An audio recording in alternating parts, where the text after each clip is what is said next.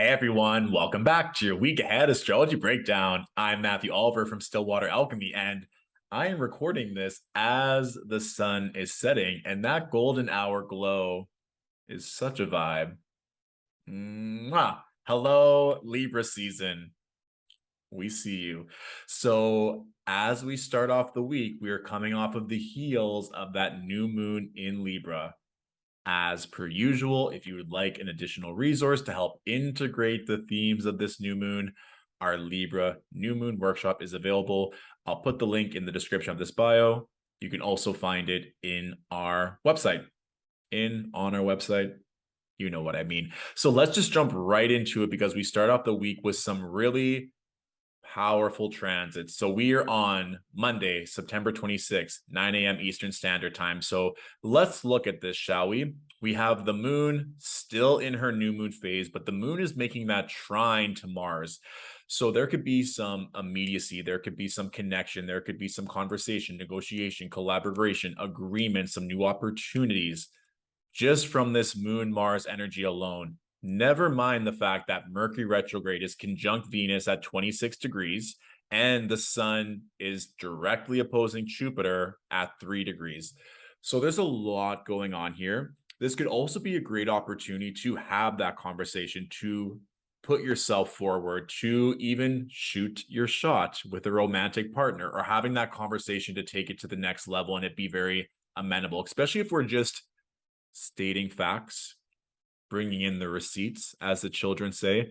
My mother always gave me a good piece of advice when I was in school and you got your grade back from a presentation. Would be very subjective on how the professors thought you did, but there would be certain things that were not subjective and that would be objective in the saying that you need X amount of resources, you need to do this, you need to do that, which is like, if you fulfilled this criteria, you got full marks. And sometimes I would look at my mark and I would feel a certain type of way because when a person in power says something and they do not fulfill their word, I get a little testy. So I wouldn't react in the moment. I would always sleep on it, which for my Aries moon was not the vibe.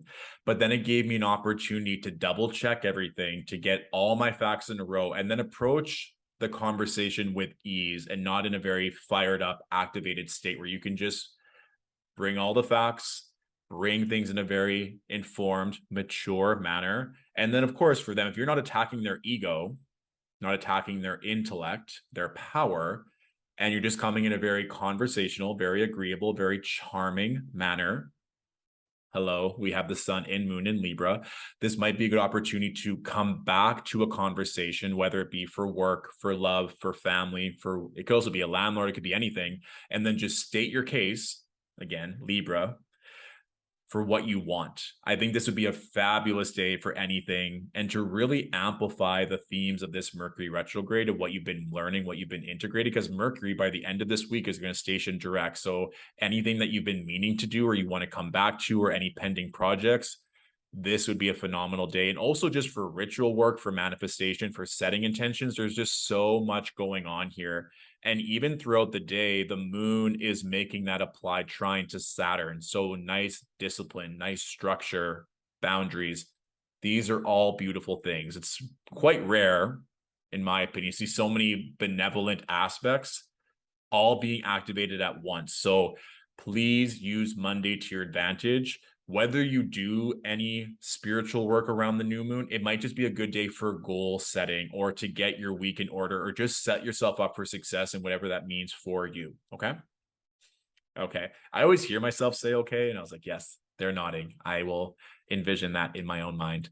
Once we move to Tuesday, we can see that the moon here is still making that trine to Saturn, but it's separating. So still, again, recalibrating, readjusting, making sure that what we are feeling, what we are doing is in nice accord. And then we can also see that Mercury retrograde is in a 3-degree orb of this opposition to Neptune. So here's the thing. Mercury in Virgo, very powerful. It's very strong. It's astute. It's detail oriented. It doesn't miss anything. However, Mercury opposing Neptune, this could be a thing where you could easily forget, things could get missed. And this can be on either end, where someone doesn't report back or someone forgets something, please do not take it personally. This aspect is going to affect us all in different ways, but especially if you have prominent mutable energy in your chart. So, Virgo, Pisces, Gemini, or Sagittarius, if you have any of those placements in your chart, especially in and around, let's say, 22 to 29 degrees, you will feel this transit for sure. I always recommend to write things down, even if you have a very strong memory. This can also be a great theme that maybe if you're feeling writer's block or you feel like you're doing everything right and you can't get to the next level or you're feeling frustrated, this Mercury Neptune opposition may help you have that bolt of inspiration to move through certain things. Also, how to feel it. Sometimes we can't think our way through things. We have to have the emotion. Ooh, this is a really good example for all those of you who are Sex in the City fans. Spoiler alert if you haven't seen the first movie, but it came out like 12, 15 years ago. So in the first movie, Miranda is deciding whether or not she wants to forgive Steve and have a clean slate. And so there's that scene where Miranda and Carrie are having sandwiches in that gazebo. And Miranda's like, I have a lot of thinking to do. And Carrie said, thinking or feeling? And that's what Carrie said. There's going to be a moment where all that brilliant logic is going to fly out the window and you're just going to know. Fast forward to Miranda having a pros and cons list, very kind of like Libra, but also Virgo in detailing everything. But then she sees herself in the mirror with a milk mustache and she knows that she wants to pursue Steve. I almost want to ignore the fact that and just like that exists in this universe of Sex in the City.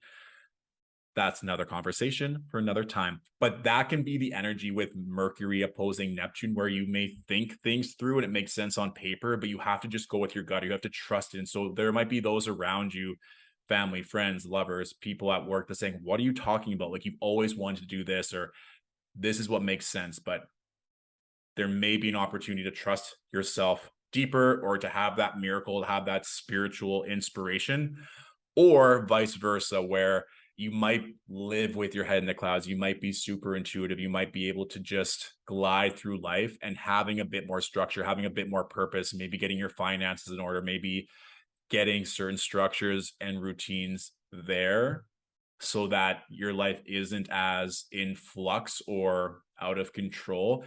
That may also benefit you. So you can see maybe where you lie if you're more mercurial in nature, more cerebral, or more maybe optimistic or more creative or more woo-woo. There may be an opportunity to lean on one of these planets a bit more to help balance you out. Okay.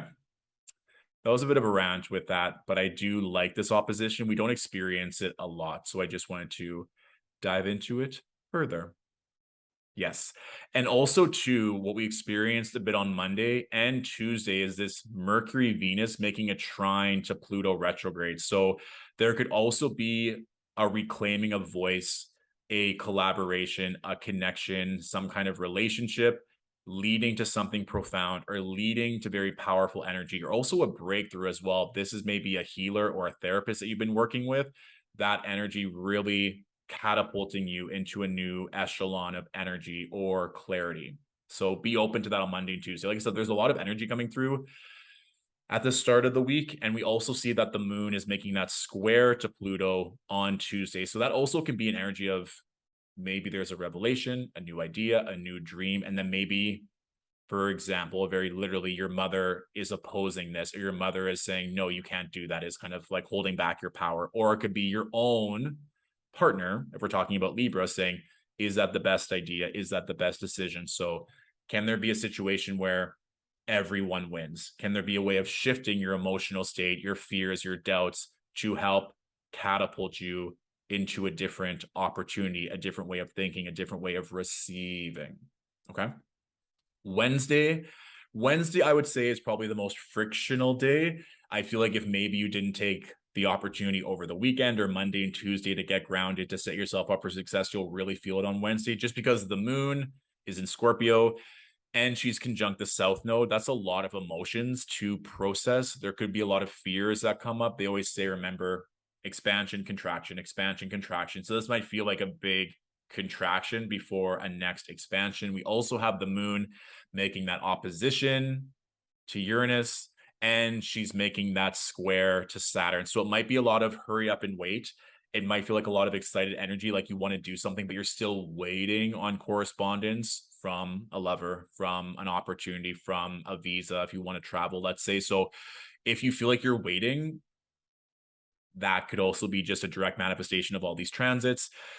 One thing I like with the moon in Scorpio is that we really need to feel these emotions. There might need to be a release. So maybe if you're feeling stuck or frustrated, a cathartic cry or working out or exerting energy or moving energy through your body is going to be a really good idea, right? Literally, the moon conjunct south node, water, moon conjunct the south node, release. It could also be a sauna, it could be a steam room, it could be like a hot oil massage of using water to release energy. So that's how I would use it personally. If you're feeling like all this energy is being built up, using the element of water to release and not being frustrated or fearful if there is a delay or something isn't happening as quick as you want it to. We also have Venus at 29 degrees of Virgo on Wednesday. So Venus at that critical degree, there might be themes of that Virgo house in your own natal chart coming to fruition, or some tough love, or some critical eye, or just some pragmatic approach with what you value in a relationship, what you value in yourself coming to light. Also, just intuitively, right now, there could be a frustration either about your own beauty or a situation in your life. You're like, why can't this just be better? Why can't I see the results happening right now? And so, not allowing the fear or the doubt. And I also just kind of hearing it's like a fear that may run in your mind again and again and again. Also, this aspect of not enough. I'm not good looking enough. I'm not smart enough. I'm not talented enough. Because sometimes Virgo can be very critical. And then with that Mercury opposing Neptune, it might get in your head of, what if this never happens for me? What if I don't succeed? What if? What if? So if you find yourself in that spiral, taking time to decompress, taking time to step back, ground in, knowing that Wednesday is just kind of a singular day. Once we move to Thursday, it's a lot better because now the moon is leaving that opposition from Uranus, is leaving the square from Saturn. And look at this. The moon is making a trine to Neptune, a really great day to hone back in. Really great day for intuitive downloads, for spiritual well-being. Also a good day for healing. If you didn't do any opportunities for moving that emotional energy on Wednesday, I would definitely recommend it on Thursday. Reiki would also be a good day on Thursday. Journaling your thoughts, your emotions, what's coming up, where you are currently. These would all be great things to do. And we see that Venus is now in Libra. So this is amazing because she's in one of her favorite signs, in the sign of Libra. This is going to help amplify themes of the house ruled by Libra in your natal chart. Some nice blessings, some nice pleasure, some nice juju. I always just find too with Venus and Libra, this desire to want to connect with others in a more social manner. So of course, Libras are known, of course, with being a cardinal air sign for wanting to be fun, be flirty, be social. There's a diplomatic nature, there's a charming nature with Libra, and asking yourself what you want to connect with, and if it's possible to do it in a social manner, that you're not just doing it by yourself. And a social manner can still be that you are maybe at home, but it's an online community, or at least once a week, you're going to want to connect with friends and put yourself, maybe you're going to go to a bar or a club or something else where you can have those opportunities to connect with other people, or whichever environment feels resonant for you. The last thing I think of with Venus and Libra is refinement. So if there is an aspect of your beauty that you want to improve, Libra also rules the skin. So if you want to maybe get a couple of facials, go tanning if that's your thing, take a vacation to get some extra vitamin D to get a natural tan, or whatever aesthetics or beauty. It could also be your wardrobe, clearing what doesn't serve you and bringing some new energy. And there's lots of different ways, but I would just kind of write down refinement, connection, social, or being social, and see what comes through intuitively in this time and really enjoy it, because Venus is happy. And then Venus during her stay in Libra is going to make connections to Mars and Gemini. So also in terms of romance, there's lots of opportunity to have fun here, whether you're single, in a relationship, undisclosed. It's complicated. It might get more complicated. It might get more fun. It might just be a vibe. So enjoy that, okay? Especially with the moon in Scorpio. Scorpio brings passionate energy. So having Venus move there, you might feel like you want to connect with somebody on Thursday. So enjoy that however you decide. Friday, a stark 180 always when we're moving from the moon in Scorpio conjunct the south node to now having the moon in Sagittarius, making a trine to Aries. There's a lot I kind of want to say about this, but the one thing is that remember the moon is also coming into terms with that opposition with Mars. So go out, think big, dream big, move your body, do something physical, utilizing the fire energy. You also might just feel joy or just literal optimism, like you can do it, things are going to get better. Maybe you had some fun on Thursday night and you're feeling in a very joyful, elevated mood. So yeah, enjoy Thursday night. Friday is also going to be a vibe depending on your time zone. But I will say as well with this is fertility. Whenever I look at the moon and Jupiter, a nice aspect with one another. And there's also some mutual reception here, given that Jupiter rules over Sagittarius. So really listen to what's coming through Thursday night, Friday morning, depending on your time zone, because there could be some really amazing ideas or some creative endeavors or potential connections, collaborations with this Libra energy in place. So really be mindful of what's coming in, what's bringing joy, or just doing something that makes you happy and then seeing intuitively where you feel called to go next, and then just keep riding the wave. I will say, when we get to Saturday, this is a very interesting energy because we have this T square with Neptune, the moon, and Mars. This can manifest in a couple different ways. Remember that we see when the moon is in a tough aspect with Mars, it can sometimes relate to injury or infection or disease. Given the moon represents our body, Mars can represent the injury, infection, and things like that. I one time had a friend say, she's like, when you say that there's a moon Mars aspect, sometimes I'm literally so careful about what I'm doing. Sometimes it just happens, and then we look back at the astrology and it's like, of course. If you are a runner, a cyclist, using your legs in any way, Sagittarius rules over the legs with regards to our body. So make sure you stretch, make sure maybe you do a warm-up set. Don't push yourself, making sure that you are watching where you are going. Let's say if you're on your phone while walking, do not drive while texting on your phone. That should be obvious, but especially on Saturday, do not engage with that. There's also an opportunity as well on Saturday. You might be really in your head or really frustrated or in a certain type of mood. Also, what's coming through intuitively is like all this Libra energy, very much connected to social connection, harmony, romance, relationships. And now we're seeing Mercury is going to be stationing on the first, and Mercury is directly opposed Neptune. So a very obvious manifestation for me, just looking at this. Let's say you're waiting on a text from someone, from a lover, from a boss, from a family member, whoever that may be, and you're not getting the response right away. You start spiraling and thinking the worst case scenario or doubting yourself. And then you get frustrated mentally, Mars and Gemini. And so the moon in Sagittarius, your legs taking you on an adventure or a bender to escape, to party, to sabotage yourself. So I just want you to remember all of this on Saturday, maybe even coming back to this part of the video on Saturday if you're feeling a certain type of way, and just know again that this too shall pass. This I would also use kind of like a Lord of the Rings type energy, where just like go on a quest, go on an adventure, distract yourself from what may be taking a lot of your energy. If you can be like, I am going to go on a quest to find the best soft serve vegan ice cream. I don't even know if that exists, but I'm going to go on a journey all over my city to try and find it. Or I want to go find a vintage Alice in Wonderland book. I'm going to go to all the used bookstores and find it. Do something that's fun. Do something that is going to be whimsy, that is going to use this Mars and Gemini in a way that you can use your mind, you can use your knowledge, you can use that kind of discernment mentally in a more productive way instead of making you more and more frustrated. And in a way better way of using this moon Mars energy is getting excited, allowing your thoughts to motivate you, or allowing your experiences to expand your mind. That is a very productive way of using this. And then using the dream and the fantasy or the intuitive download to do it. So 2 different ways that this could go down. You get to choose your adventure. I'm not sure if any of you were 90s babies watching, but remember those Goosebump books where it's like, turn to page 3 if you want to go down the left corridor, turn to page 78 if you want to go down the right corridor. And there's literally nothing to give you any advice on which one would be best.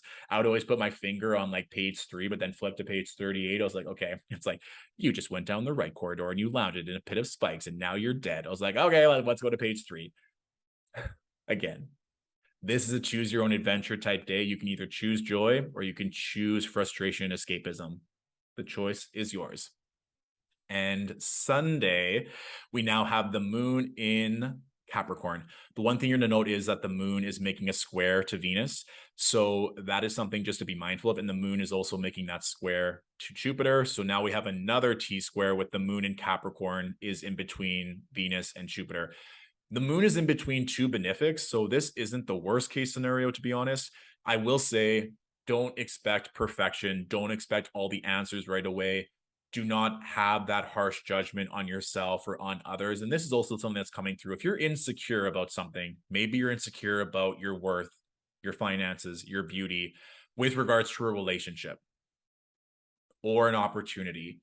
Being insecure is still ego grounded or ego oriented, right? You're making it about yourself. You're still thinking that, what about me? What if I'm not good enough? What if they don't accept me? Instead of what happens if the other person is going through something really intense? Maybe the other person that you're in negotiations with or that you're interested in or in a relationship with, maybe they have a lot of baggage. Maybe they're going through something extremely personal as well. By having that insecurity about something in your life, you're blocking the opportunity to connect with them on a deeper level.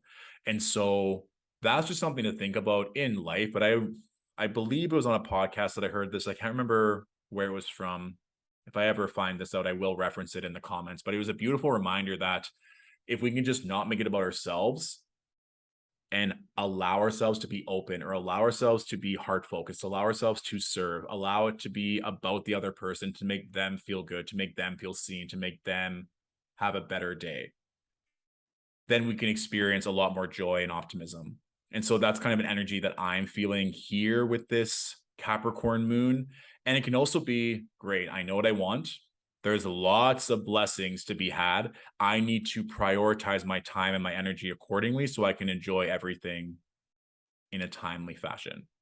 And then we also see that Mercury has now stationed direct October 2nd. So just being mindful again, like we talked about this Mercury Neptune opposition, there may be delays, there may be confusion, there may be these nebulous thoughts that are meant to expand you or some mercurial details that you need to ground back in. So it's kind of like a candy land of astrological energy this week where there's a lot that you can play with, but there's also things that might be too sweet or may cause a tummy ache or may cause you to want to just sleep a little bit longer. So choose wisely, get the rest in when you need, and please, please, please take full advantage of Monday and Tuesday because we're still in that new moon phase and the moon is in really nice aspect to a lot of different placements there. So if you can use Monday and Tuesday to your advantage, the rest of the week can just be like a domino effect of blessings. Fabulous. So the astrology question of the week, this is from Deadly Female Shop. Any advice for navigating the Neptune square Neptune transit? It's a square that can last quite a long time and be linked to a midlife crisis. Thank you. So yes, this is an energy I talked in great detail with that moon opposing Neptune energy. However, if you were born on 1980, 1981, 1982, or 1983, which again is very specific, but this can be applied to like Neptune transits in general. But for anyone in and around 42, your natal Neptune is going to be making a square to transit Neptune. So again, this is more of an intermediate type astrology breakdown or question that we can really see the planet in transit, how it's affecting the planet in our own natal chart and how that may manifest. So like I said, if you were born between 1980 and 1983, that means that your natal Neptune is in the 3rd decan of Sagittarius. So between, let's say, 20 and 29 degrees. And what that means is currently Neptune is in Pisces. So there's making a square. So again, you always kind of hear that midlife crises. There can be a couple midlife crises with regards to the astrology, one of which can be the Neptune square. Another one can be your second solar return, which happens in and around 56. So it just depends what you consider midlife. Or these are just multiple pit stops along the way to help check back in with ourselves. So instead of quoting it as a midlife crisis, it's just an opportunity to further ground in and be more authentic to ourselves. You choose. But remember, Neptune can speak to illusion, fantasy, dreams, spirituality, what we have faith in. Dreams in terms of like how we're dreaming at night, but actually our own dreams that we have for ourselves and how we want to grow. You also find how people switch religious faiths or dreams and what they want to accomplish in life. When we get to 42 as well, a lot of times you've crossed a lot of things off the list or things you want to accomplish. So it's like, well, now what? Or now what do I do? Or maybe there are things that you still haven't accomplished. And when you reach that Neptune square, you might feel, what if I never achieve this? What if it doesn't happen for me? Or what if I'm not good enough? There can be this confusion or delusion. Or I find with certain clients that I mentor that are in and around their kind of late 30s, early 40s, this fascination or sometimes obsession with a tarot reading or with mediums or with psychics to consistently put their faith in other measures to see when things will manifest instead of honing in on their own intuition and their own personal power. So, I mean, having your natal Neptune in Sagittarius for this specific question, that for me is very much the overnight success, the Hollywood dream, that you can make it anywhere, right? I mean, Sagittarius is this big, bold, adventurous energy. Sagittarius is ruled by Jupiter. So if you want to get even more specific with your Neptune placement for those who are born between 1980 and 1983, see where your natal Jupiter is in, because that can help to discern maybe where that connection between faith and beliefs may intersect, or where your natural talents may lie with Jupiter and how that can help you navigate this part of your life. And then lastly, and this is just for anyone, look at the house in which your natal Neptune is in. Knowing where your natal Neptune is in can help you identify where you're overly sensitive to energy or where there's a potential to want to escape because you're not fulfilling that dream or that fantasy. So let's say your natal Neptune is in the second house. You may have this grandeur, this huge dream to be wealthy or to have a lot of money or to be able to spend your money how you like or just simply not be in debt. And if you feel like you're not reaching that dream, there may be the opportunity to want to overspend or get frustrated or not even put any more energy towards that. And again, this is very general. We want to look at the aspects to Neptune and what else is going on in the chart. But with regards to this Neptune square, whenever that may happen for you, when you turn around 42 years of age, seeing which houses the Neptune is in. So for those of you that have Neptune in Sagittarius, knowing which house that's in, and then knowing which house is ruled by Pisces. And that will help you to understand where that friction or where that examination can take place in greater effect. So yes, to summarize, it can be a time where things may be confusing. You may be reevaluating your dreams. You might be losing faith in yourself. You may be asking yourself, what do I believe in? What are my dreams? Are these happening? Being aware that there could be a tendency to want to escape, to literally, let's say, leave a marriage, to abuse substances, to forgo certain things you've been putting a lot of time and energy into. I would instead use it, like I said, to go internally to see maybe where you always run away or where you felt abandoned or where these energies are that are causing you to feel this frustration or this delay or this confusion. Getting support, being able to lean into your faith a little bit more, to learn more about yourself, and then to hopefully through doing that work, you can reflect and see maybe there are other triggers that are causing that Neptune placement to inflare. Or depending on the transits, your natal Neptune might be receiving great support from Venus or from Jupiter in transit. So then that square might not be as problematic. Because like I always say in astrology, there's like a checklist of what you want to see. So it's like, yes, there may be a square activated, but maybe your chart ruler is supporting Neptune or your time lord is conjunct Neptune, and you might feel it even more intensely. There's lots of things we want to look at. So falling deeper in love with the planets, understanding the transits will help to navigate this.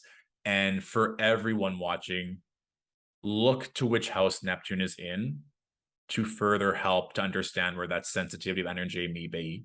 And then you can understand if you're overexerting yourself or putting yourself in a situation where you're overly stimulated, where you might need to lean back. One example, of course, could be Neptune in the fourth. Let's say a lot of people are coming in and out of your home and you can feel their energy. You might just need to treat your home like a sanctuary so that you're not as negatively affected by Neptune's influences, that you're going to safeguard your energy. And that will lead to an easier navigation of a Neptune transit or a Neptune square. So let me know how that resonates with regards to any of you watching that are born between 1980 and 1983, how you're feeling. The one last thing I'll say is sometimes it can be hard to discern what's real and what's not. And that can sometimes be very alarming. Is like, is this even real? Is this too good to be true? Am I living in a fantasy? Or am I grounded in this? And when you're going through any kind of Neptune transit, getting extra grounding, understanding your worth, being very discerning of the energy that you are allowing into your life, these are all very important things. So I feel like that turned into an entire episode about Neptune, but in true Neptune fashion, we just went with it. So that is our week ahead breakdown. Let me know if there are any general questions about the week, about the new moon, about this Neptune astrology question of the week. Let me know in the comments. Otherwise, I will see you next week. All right. Thanks for watching. Bye for now.